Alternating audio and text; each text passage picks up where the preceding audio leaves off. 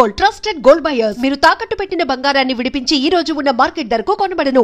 80s kids మేము. అందరూ అంటారు మీరంతా 1980 కిడ్స్, మీరు బ్రహ్మాండమైన గోల్డెన్ పీరియడ్లో ఉండొచ్చారు. ఇప్పుడు కంటే అది అంతా చాలా మంది చెప్పే మాటలు అవి. మీరున్నదంతా స్వర్ణయుగం అంట మాది 80s. అప్పుడు సినిమాలు, అప్పుడు డైరెక్టర్స్, అప్పుడు ఆడియన్స్ అంతా స్వర్ణయుగంలో ఉండొచ్చారు. మీకేంటి అసలు అంటారు. నిజమే అది మాత్రం. ఎన్నెన్ని సినిమాలండి, ఎన్నెన్ని భాషలు, ఎన్నెన్ని సినిమాలు చేసేవాళ్ళు. అసలు ఒక రోజు ఖాళీగా ఉండేది కాదు. అలానే మాకు ఎప్పుడు ఫ్రస్ట్రేషన్ కూడా వచ్చేది కాదు. ఎందుకంటే ఒకే రోజు 3 షూటింగ్ చేసేవాళ్ళం. 3 లాంగ్వేజ్లు. పొద్దున్న నుంచి మధ్యాహ్నం వరకు తెలుగు సినిమా చేస్తే మధ్యాహ్నం నుంచి 6 o'clock కాల్ షీట్ వచ్చి తమిళ్ చేస్తే అక్కడి నుంచి నైట్ మలయాళం సినిమా చేసేవాళ్ళు. 3 చెన్నైలోనే షూటింగ్లు. అప్పుడు చెన్నైలో ఎక్కువ మలయాళం సినిమాలు కూడా చేసేవాళ్ళు. దాంతో అక్కడికి వెళ్ళి చేసేవాళ్ళు. ఒక సాంగ్ ఒక నైట్ చేసేవాళ్ళం. ఫుల్ సెట్లో ఒక సాంగ్ అయిపోయేది ఒక నైట్లోనే. మమ్మూటి గారు నేను చేసిన ఒక సాంగ్ నాకు ఇప్పటికే గుర్తు. బాగా అలాంటివన్నీ అలా హార్డ్ వర్క్ చేసిన రోజు కూడా ఏమీ అనిపించేది కాదు. జాలీగా చేసేవాళ్ళం. ఇప్పుడు 1980s 90sలో సినిమాలు అంటే రీయూనియన్లు అవుతూ ఉంటాయి కదా, అక్కడ ఎందుకు రాజలక్ష్మి గారు కనిపించరు? నన్ను ఎవరు పిలవలేదు ఇప్పటిదాకా. ఆ రీయూనియన్కి నన్ను ఎవరు పిలవలేదు. ఇప్పటి వరకు ఎవరు పిలవలేదు. ఏ ఒక్కదానికి కూడా మీరు అటెండ్ అవ్వలేదు? నన్ను పిలిస్తే కదా వెళ్తాను. ఇందాకే చెప్పాను కదా మీకు, నన్ను పిలవలేదు ఎవరు. నన్ను అడిగారు కొంతమంది ఎందుకని వెళ్ళలేదు. ఏమో నేను 80 ఆర్టిస్ట్ని కాదేమన్నా, 70s ఆర్టిస్ట్ని ఏమన్నా మరి వాళ్ళ దృష్టిలో తెలియదు. No controversy. ఎందుకంటే మేబీ వాళ్ళు కనిపించిందో లేదో ఏంటో తెలియదు. బట్ అందరూ నా ఫ్రెండ్సే. ఇప్పుడు అక్కడ ఉన్న వాళ్ళందరూ నాకు తెలిసిన వాళ్ళు అందరూ నా ఫ్రెండ్సే. అన్ని భాషల్లో చేశారు. ఇప్పుడు ఎవరైతే రీయూనియన్కి అటెండ్ అవుతున్న వాళ్ళు ఉన్నారో అందరూ అన్ని భాషల నుంచి ఉన్నారు. రాజలక్ష్మి గారు కూడా అన్ని భాషల్లో చేసిన వాళ్ళే. కరెక్టే, మీరు చెప్పింది నేను కరెక్టే. కానీ వాళ్ళు ఎవరు నన్ను పిలవలేదు. చేసిన వాళ్ళు ఎవరు నన్ను. ఇప్పుడు ఒక ఫోన్ కాల్ చేసి రాజీ నువ్వు వస్తావా, నువ్వు ఇక్కడ మేము అందరం కలుస్తామంటే తప్పకుండా వెళ్ళేదాన్ని. నాకు సరదానే. ఎందుకంటే మా వాళ్ళందరూ మళ్ళీ కలవటం అన్నది అని నన్ను అడిగారు. తెలియలే ఎందుకు పిలవలేదు, నేను వెళ్ళలేదు.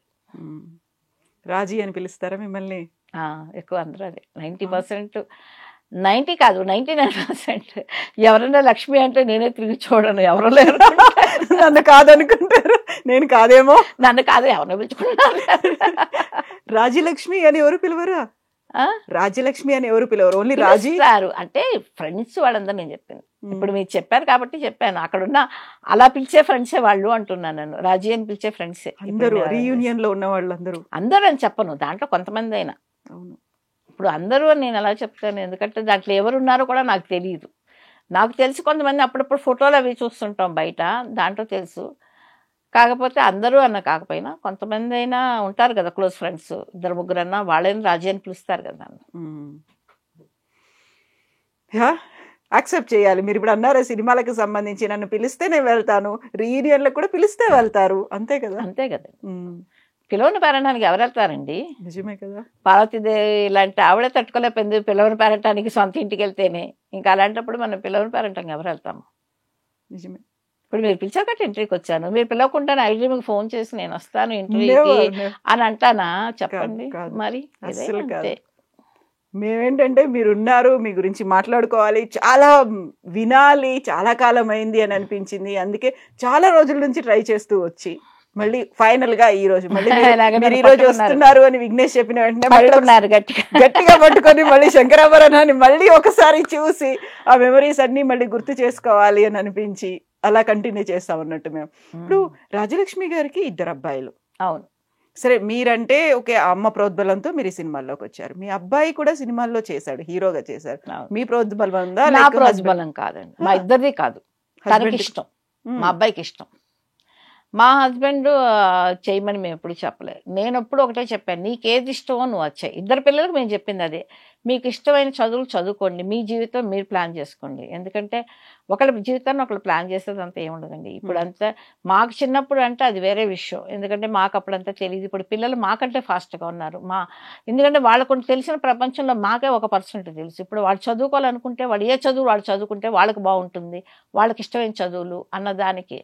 అలాగే మా అబ్బాయి వచ్చేసి నేను యాక్ట్ చేయాలనుకుంటున్నాను అన్నప్పుడు నీకు అవసరమా? నాకు ఇష్టం మమ్మీ యాక్ట్ చేయటం. సరే ఏదైనా అవకాశం వస్తే చేయన్నాను. నా పేరు చెప్పకపోయినప్పుడే తను ఛాన్స్ వచ్చింది హీరోగా. తను ఎవరో పిలిచారంట, వెళ్ళాడు. వెళ్ళిన తర్వాత స్క్రీన్ టెస్ట్ అంతా చేసిన తర్వాత యు ఆర్ సెలెక్టెడ్ అని ఎవరు మీ పేరెంట్స్తో మాట్లాడాలన్నప్పుడు నా పేరు బయటకు వచ్చింది. డైరెక్టర్ మీ అబ్బాయిని తెలియదు మేడం అన్నాడు. మా అబ్బాయిని చెప్పుకోలేదు వాడు, తను స్వతంత్రంగా ట్రై చేశాడు, దొరికింది తన టాలెంట్. ఆ ఒక్క మూవీని వచ్చేసాడు తను. యాక్చువల్గా తను వచ్చేసి టెక్నీషియన్ అండి. తను కెమెరా కమ్ డైరెక్టర్. తను ఎస్ఆర్ఎం అని చెన్నైలో చదివాడు, దాది ఫిల్మ్ ఇన్స్టిట్యూట్లో చదివాడు, శివాజీ ఫిల్మ్ ఇన్స్టిట్యూట్ అని. అక్కడ 3 years డిగ్రీ చేశాడు తను. కాబట్టి ఇప్పటికీ తను అదే వర్క్ చేస్తున్నాడు. ఇండస్ట్రీకి సంబంధించిందే మొత్తానికి, టెక్నికల్ తను చేసేది. రెండో అబ్బాయి క్వైట్ ఆపోజిట్. నాకు సైన్సే ఇష్టం. అందరూ ఈ రోజుల్లో ఇంజనీర్ అవుతున్నప్పుడు నా కొడుకు సైంటిస్ట్ అవుదాం అనుకున్నాడు, సైంటిస్ట్ అయ్యాడు.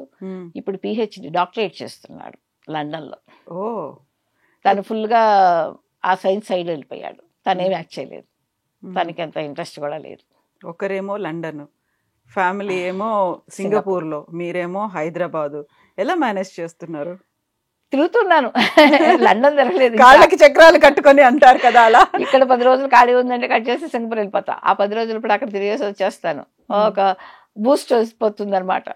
ఒక బూస్ట్ తాగితే ఎనర్జీ వస్తుంది కదా. నేను వెళ్ళేసి నా ఫ్యామిలీతో 10 రోజులు గడిపేసి జాలీగా వెళ్ళేసి వచ్చేస్తాను.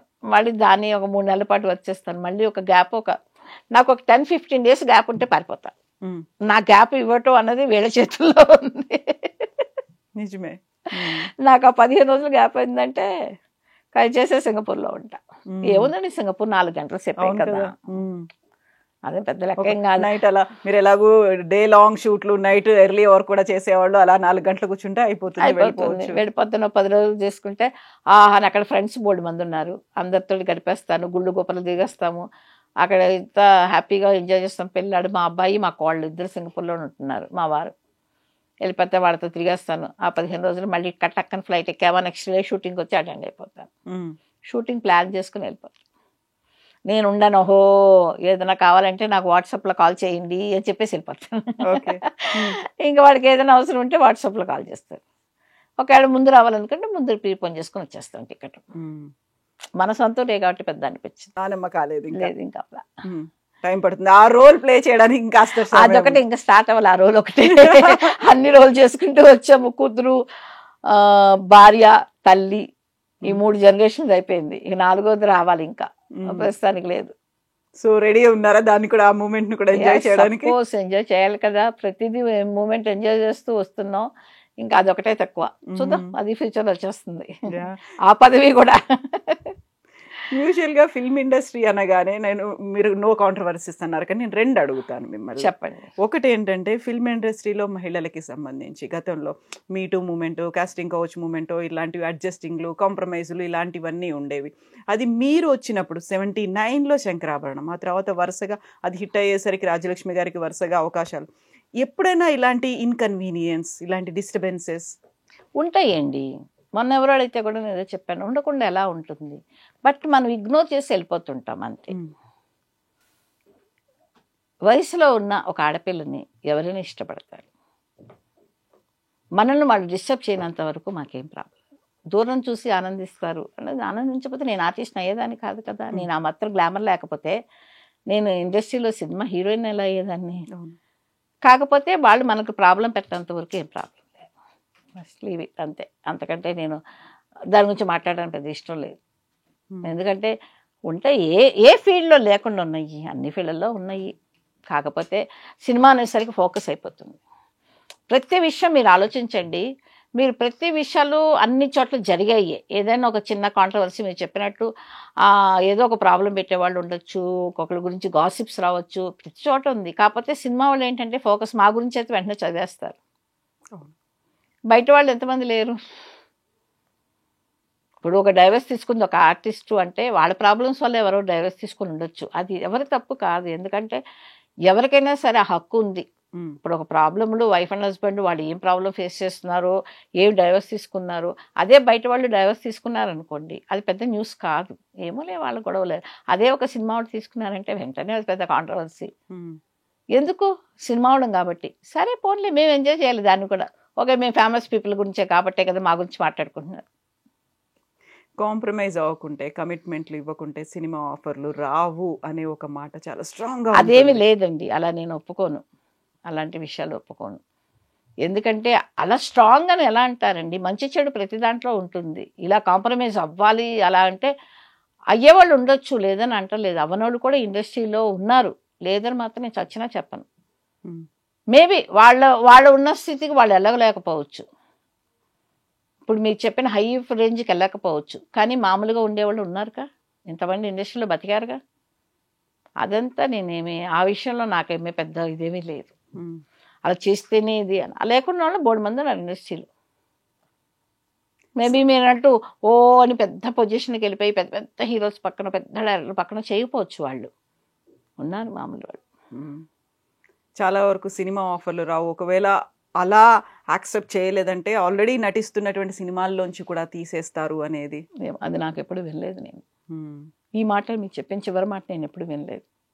వెరీ తీసేసి ఉంటారేమో నాకు తెలియదు, ఎందుకంటే నేను చేసిన సినిమాలు కానీ నేను చూసింది కానీ నేను ఎప్పుడు లేదు. మేమంతా కంఫర్టబుల్గానే వచ్చేస్తాం, మరి మాకు ఎప్పుడు తెలియదు.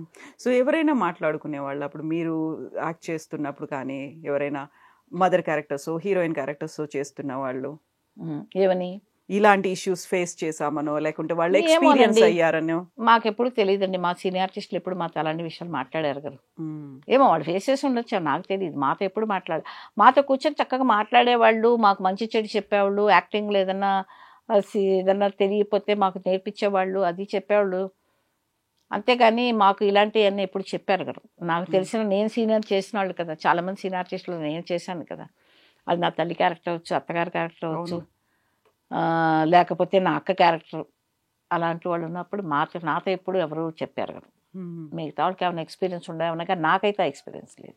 మీరు బయటకు వెళ్ళినప్పుడు, అవుట్డోర్లకు వెళ్ళినప్పుడు, వేరే ఊర్లకు వెళ్ళినప్పుడు అమ్మగారు వచ్చేవాళ్ళ మీతో? అమ్మగారు వచ్చేవారండి. స్టార్టింగ్లో అమ్మగారు అసిస్టెంట్ వచ్చేవాడు, తర్వాత మేకప్ మెన్, హెయిర్ డ్రెస్సులు వీళ్ళందరూ వచ్చేసేవాళ్ళు, మీతో పాటే ఉండేవాళ్ళు వాళ్ళే.